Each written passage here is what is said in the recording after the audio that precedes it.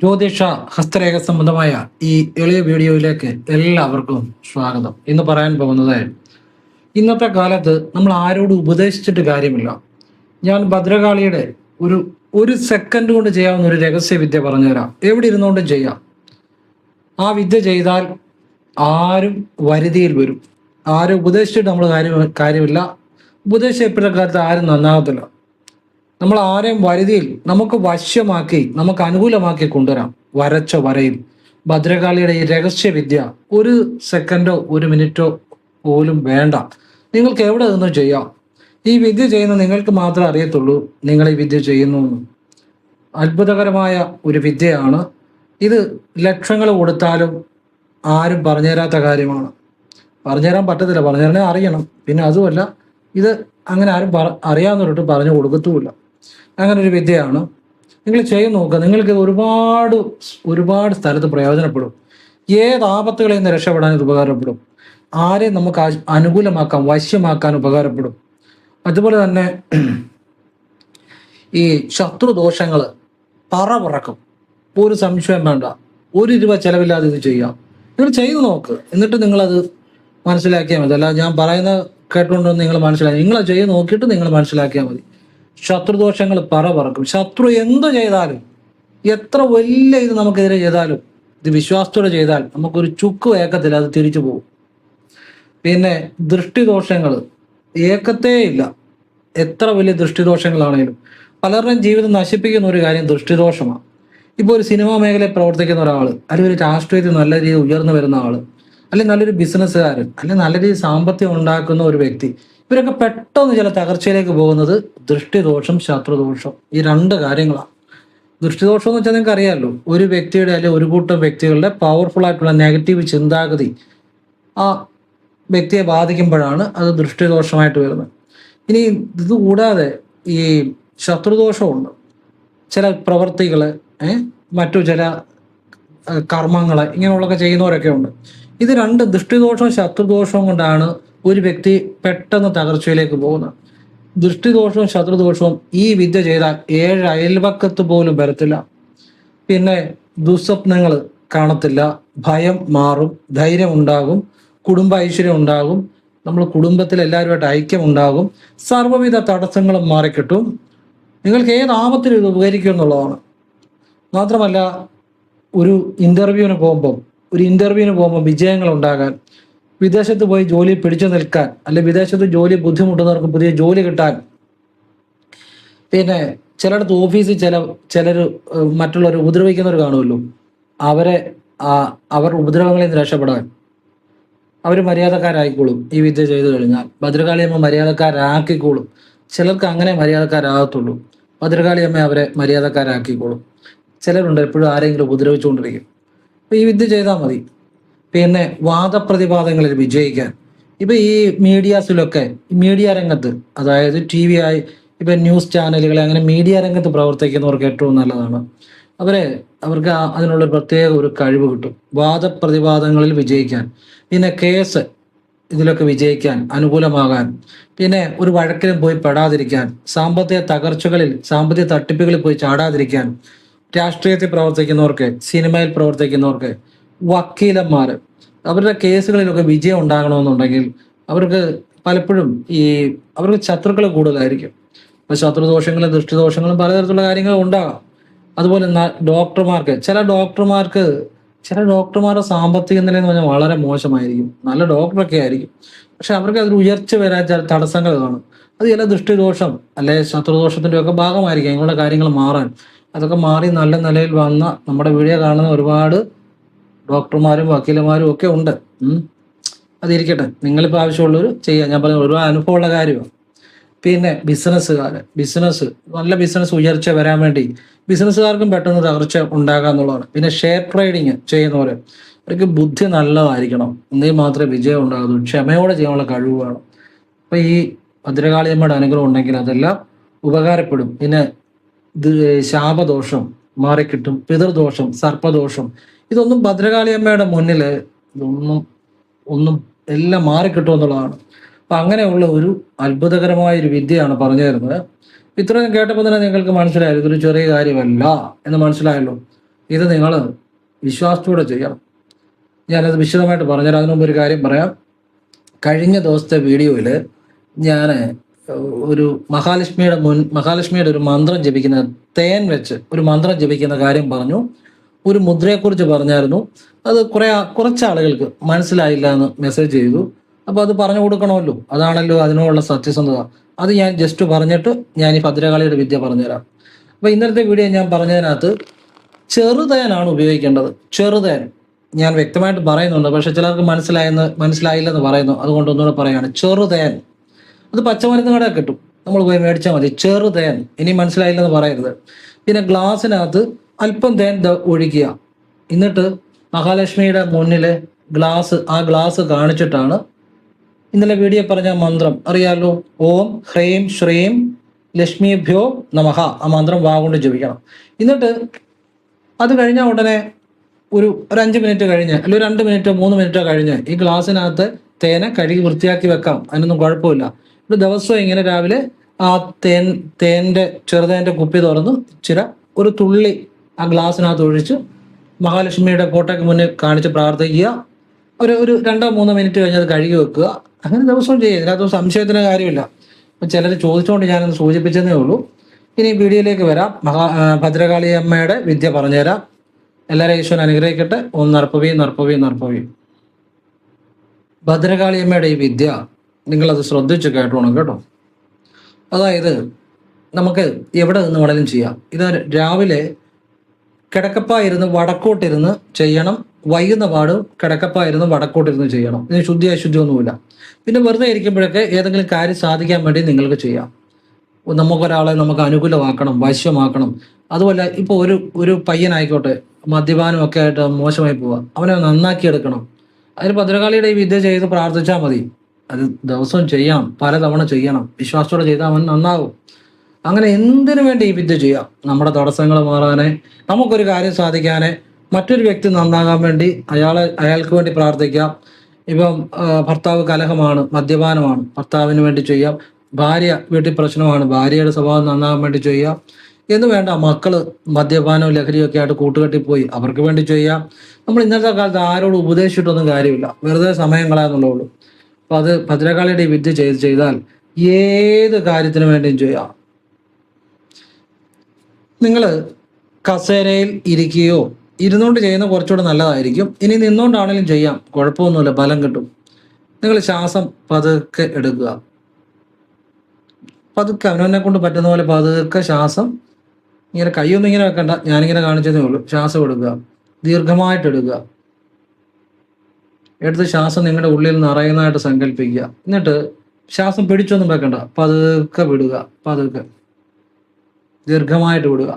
അപ്പൊ ശ്വാസം എടുക്കുമ്പോൾ ഒന്നും ജപിക്കണ്ട. ശ്വാസം വിടുമ്പോൾ ഹ്രീം ഹ കേട്ടോ, ഹ്രീം എന്ന് മനസ്സിൽ ജപിക്കുക. ഇതൊരു 3 തവണ ചെയ്യുക. ചെയ്ത് കഴിഞ്ഞ് നിങ്ങൾ ശ്രദ്ധിച്ചു കേട്ടോ, ഇനിയാണ് നമ്മുടെ രഹസ്യവിദ്യ.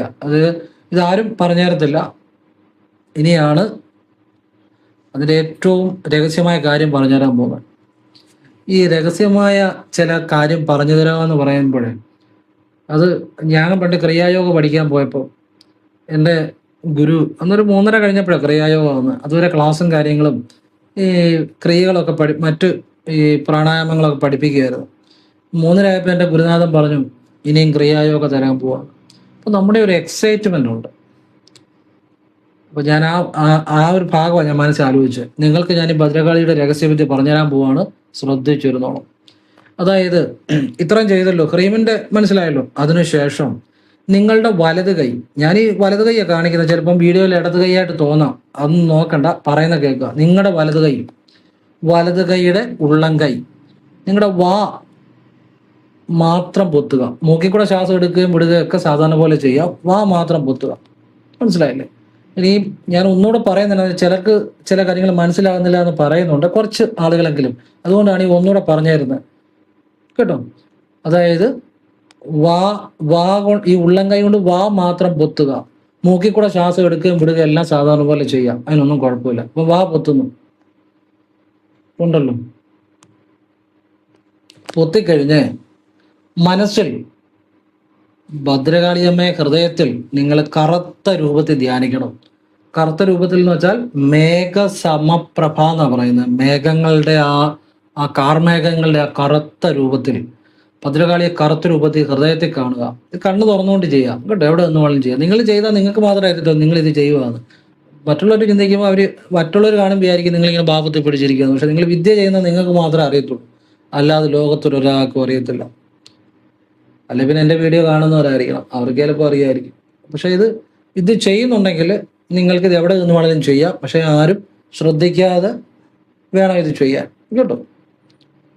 സാധാരണ ഇത് ആളുകൾ കണ്ടാൽ മനസ്സിലാകത്തില്ല. പിന്നെ എൻ്റെ വീഡിയോ കാണുന്നവർ ഈ എല്ലാ ഭാഗത്തും ഉണ്ട്, അവർക്ക് കണ്ടാൽ ചിലപ്പോൾ അറിയായിരിക്കും. പക്ഷെ ആരും കാണാതെ ചെയ്യുന്നതാണ് നല്ലത്. മനസ്സിലായി? നമ്മളങ്ങ് ഇപ്പം എവിടെ ഒന്നും വേണമെങ്കിലും ചെയ്യുന്നതുകൊണ്ട് തെറ്റൊന്നുമില്ല. ഇങ്ങനെ വാ പൊത്തിയിട്ട്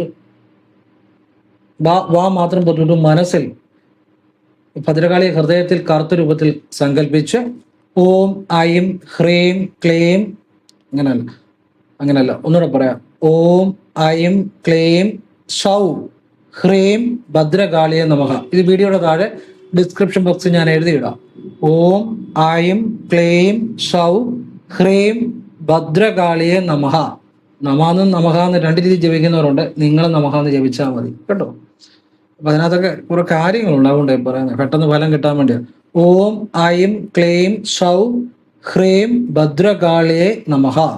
ഈ സൗ എന്ന് ഉച്ചരിക്കുമ്പോൾ ഈ ഉച്ചയിൽ ഒന്ന് ശ്രദ്ധിച്ചേക്കണം. സൗ എന്ന് മനസ്സിൽ, ഇതെല്ലാം മനസ്സിലാണ് ജപിക്കേണ്ടത് കേട്ടോ. ഒരു തവണ ജപിച്ചാൽ മതി. നിങ്ങൾക്ക് മനസ്സിലാകാൻ വേണ്ടി ഞാൻ 3 തവണ ജപിച്ചതേ ഉള്ളൂ. സൗ എന്ന് മനസ്സിൽ പറയുമ്പോൾ ഒന്ന് ഉച്ചയിലൊന്ന് ശ്രദ്ധിച്ചേക്കണം, അത് മാത്രം. വേറെ ഉച്ചയിലൊന്നും ശ്രദ്ധിക്കേണ്ട. ഹൃദയത്തിൽ കറുത്ത രൂപത്തിൽ ഭദ്രകാളി തന്നെ ശ്രദ്ധിക്കുക. സൗ എന്ന് പറയുമ്പോൾ മാത്രം ഉച്ചയിലൊന്ന് മനസ്സുകൊണ്ട് പോവുക മതി. കാരണം ഈ സൗ എന്നുള്ളൊരു അക്ഷരത്തിന് നമ്മുടെ പ്രപഞ്ചബോധവുമായിട്ട് കണക്റ്റ് ആക്കാനുള്ളൊരു ശക്തിയുണ്ട്. ചില മന്ത്രങ്ങളിൽ സാ എന്നുള്ളത് കീലകമായിരിക്കും, മന്ത്രപ്പൂട്ട്. ചില മന്ത്രങ്ങളിൽ, ഈ മന്ത്രത്തിന്റെ അല്ല പറയുന്നത്, ഈ സൗവിന് സഹസ്രാരത്തെ ഉണർത്താനുള്ളൊരു ശക്തിയുണ്ട്. അതൊക്കെ അതീവ നിഗൂഢമായ വിഷയങ്ങളാണ്, അതീവ രഹസ്യമായ വിഷയങ്ങളാണ്. നിങ്ങളിതൊന്നും അറിയണ്ട. നിങ്ങളിപ്പോൾ ഇത് ജസ്റ്റ് അറിവിന് വേണ്ടി. അപ്പോൾ ഓം ഐം ക്ലീം സൗ മാത്രം ഉച്ചരിക്കുമ്പോൾ ഉച്ചയെ ശ്രദ്ധിക്കണം. ഓം ഐം ക്ലീം എന്നൊക്കെ ഉച്ചരിക്കുമ്പോൾ ഹൃദയത്തിലെ ഭദ്രകാളിയെ കറുത്ത രൂപത്തിൽ കാണുക. സൗ മാത്രം മനസ്സിൽ ജപിക്കുമ്പോൾ ഉച്ചയിൽ കാണുക. ബാക്കി ഹ്രീം ഭദ്രകാളിയെ നമഃ എന്ന് ഉച്ചരിക്കുമ്പോഴും ഭദ്രകാളിയെ കറുത്ത രൂപത്തിൽ ഹൃദയത്തിൽ കാണുക. ഇത്രയും മനസ്സുകൊണ്ടാണ് ഉച്ചരിക്കേണ്ടത്. മനസ്സുകൊണ്ട് വാ പൊത്തി ഈ മന്ത്രം ഉച്ചരിക്കുക. കണ്ണ് തുറന്നുകൊണ്ടോ അടച്ചുകൊണ്ടോ ചെയ്യാം. കണ്ണ് തുറന്നുകൊണ്ടേ ഒരു കുഴപ്പമില്ല. മനസ്സിൽ ഉച്ചരിച്ചിട്ട് കറുത്ത രൂപത്തിലുള്ള ഭദ്രകാളിയോട് മനസ്സുകൊണ്ട് തന്നെ വാ തുറക്കുന്നില്ല, ഇവിടെ മനസ്സുകൊണ്ട് തന്നെ നിങ്ങളുടെ ആഗ്രഹം പറയാം, നടത്തി തരണമെന്ന് പറയാം. എന്നിട്ട് ഈ കൈ അങ്ങെടുക്കുക. പിന്നെ അതേക്കുറിച്ച് ചിന്തിക്കണ്ട. പിന്നെ അതേക്കുറിച്ച് ചിന്തിക്കുകയേ വേണ്ട. ഞാൻ ചെയ്താൽ നടക്കുമോ, ഇങ്ങനെ ചെയ്താൽ നടക്കുമോ, അയ്യോ അത്രയും വലിയ കാര്യം എങ്ങനെ നടക്കാനാ, ഒന്നും ചിന്തിക്കണ്ട. ഈ വിദ്യ നിങ്ങൾക്ക് രാവിലെ കിടക്കപ്പായിരുന്ന് വടക്കോട്ട് തിരിഞ്ഞിരുന്ന് ജപിക്കാം. വൈകിട്ടും കിടക്കപ്പായിരുന്ന് വടക്കോട്ട് തിരിഞ്ഞിരുന്ന് ജപിക്കാം. ജപിക്കുകയല്ല, മനസ്സിൽ ഒരു തവണ ഈ മന്ത്രം ജപിച്ചാൽ മതി. അപ്പം ഈ മന്ത്രം ജപിക്കുമ്പോൾ ഓം ഐം ക്ലീം എന്ന് ജപിക്കുമ്പോൾ ഹൃദയത്തിൽ ഭദ്രകാളിയെ കറുത്ത രൂപത്തിൽ സങ്കല്പിക്കുക. മനസ്സിൽ ജപിക്കുമ്പോൾ മനസ്സുകൊണ്ടാണ് ജപിക്കുന്നത്. സൗ എന്ന് മാത്രം മനസ്സിൽ ജപിക്കുമ്പോൾ ഉച്ചയിൽ. വീണ്ടും ബാക്കി ഓം ഐം ക്ലീം സൗ ബാക്കി വരുന്ന ഹ്രീം ഭദ്രകാളിയെ നമഃ എന്നുള്ളതും ഭദ്രകാളിയെ മനസ്സിൽ കാണണം. സൗ മാത്രം ഭദ്രകാളിയെ ജസ്റ്റ് മനസ്സിൽ കണ്ടിട്ട് ഒന്ന് ഉച്ചയിലും കൂടെ പോയിട്ട് പിന്നെ ഭദ്രകാളിയിലോട്ട് വരണം കേട്ടോ. പെട്ടെന്ന് ഫലം കിട്ടാൻ വേണ്ടിയാണ്. എന്നിട്ട് നിങ്ങളുടെ ആഗ്രഹം പറയുക. ആഗ്രഹം പറഞ്ഞിട്ട് ഇത്രയും ചെയ്താൽ വാ പൊത്തിപ്പിടിച്ചാൽ, മൂക്കിൽ കൂടെ ശ്വാസം എടുക്കുക വിടുകയൊക്കെ ചെയ്യാം. വാ പൊത്തിപ്പിടിച്ചാൽ മനസ്സിലാണ് എടുക്കുക. പിന്നെ അതേക്കുറിച്ച് ചിന്തിക്കുകയേ വേണ്ട. പിന്നെ എങ്ങനെ നടക്കും, ഞാൻ ചെയ്ത് ശരിയാകുമോ, ഇതൊക്കെ ചെയ്താൽ നടക്കുമോ, ഒന്നും ചിന്തിക്കണ്ട. അതങ്ങ് വിടുക. ആ പ്രശ്നം അതേ മനസ്സിൽ നിന്ന് വിടുക. മനസ്സിൽ നിന്നേ ആ കാര്യം വിടുക.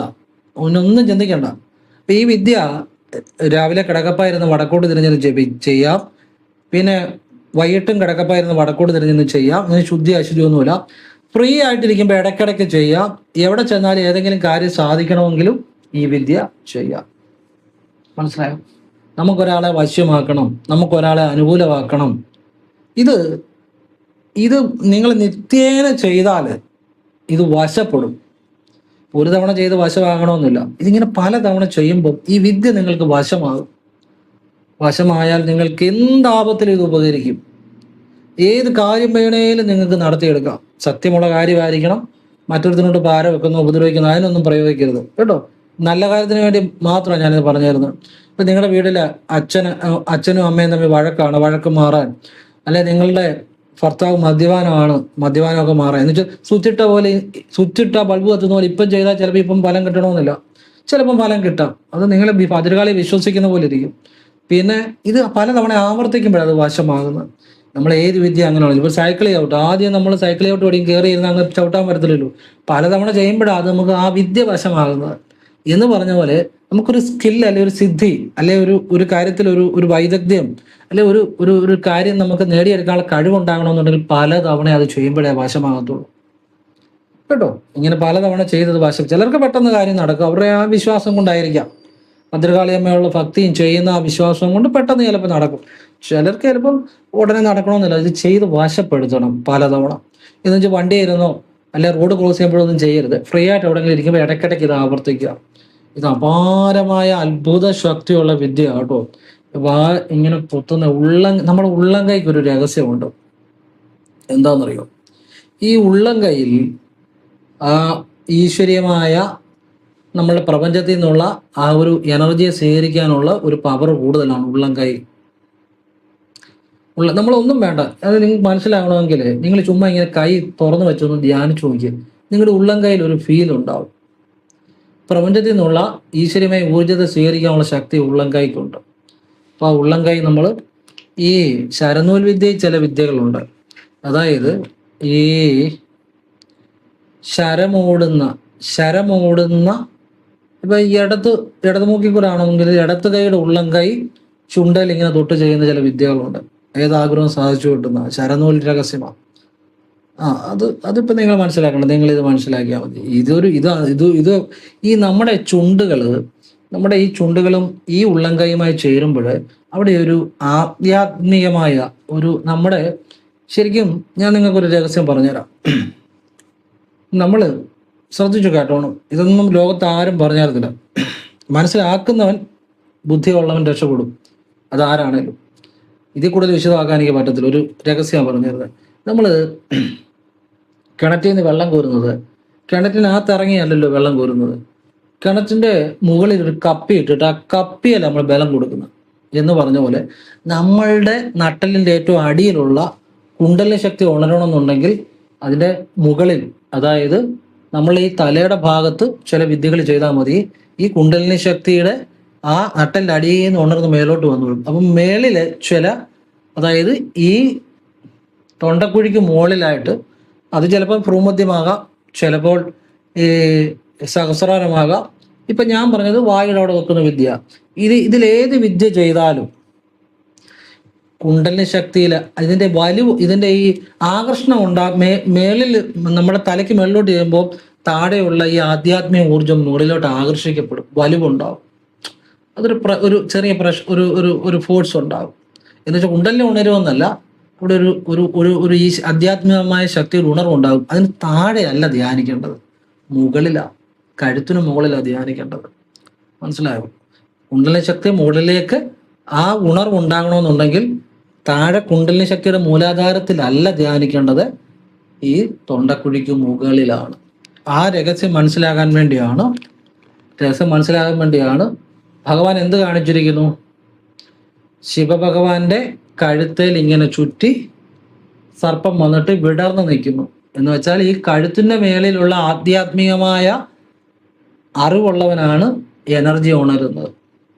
ഈ കഴുത്തിന് മേളിലുള്ള രഹസ്യവിദ്യകൾ അറിയാവുന്നവന്, അതാണ് ഇവിടം ചുറ്റിട്ട് ഈ സർപ്പത്തിന്റെ പത്തി ഉണർവിനെയാണ് കാണിക്കുന്നത്, എനർജിയുടെ ഉണർവിനെയാണ്. അപ്പൊ ഇവിടം തൊട്ട് മുകളിലോട്ട് വിദ്യ അറിയാവുന്നവനാണ് എനർജി ഉണരുന്നത്. അങ്ങനെ ഒരു രഹസ്യ വശമുണ്ട്. ഒരു വശമാണ് ഞാൻ പറഞ്ഞത്, മനസ്സിലാകുന്നുണ്ടോ?